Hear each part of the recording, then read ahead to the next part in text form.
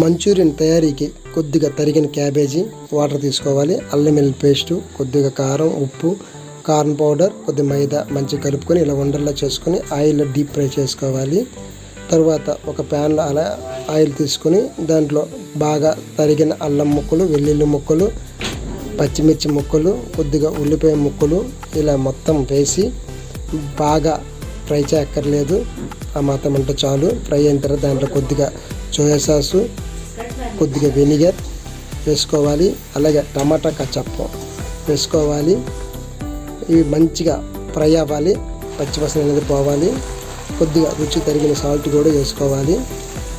ఇది బాగా అయిన తర్వాత దీంట్లో కొద్దిగా వాటర్లో కార్న్ పౌడర్ కలిపి ఆ వాటర్ మిశ్రమం దాంట్లో వేసుకొని బాగా మరిగాక ఇలా మంచూరియన్ బాల్స్ దాంట్లోనే మనమే వేసుకోవాలి. ఇవి బాగా దగ్గరలో ఉన్నది కార్న్ పౌడర్ బాగా చిక్కబడుతుంది. అప్పుడు మనం కొద్దిగా పంచదార వేసుకోవాలి. తరువాత టేస్ట్కి కొద్దిగా కొత్తిమీర వేసుకొని కొద్దిగా ప్లేట్లో సర్వ్ చేసుకుంటే చాలా చాలా టేస్టీగా ఉంటుంది ఫ్రెండ్స్. ఎక్సలెంట్గా ఉంది. మా ఇంట్లో అయితే మేము వీరు ఇలాంటివంటే బాగా నోట్లోకి వెళ్తాయే.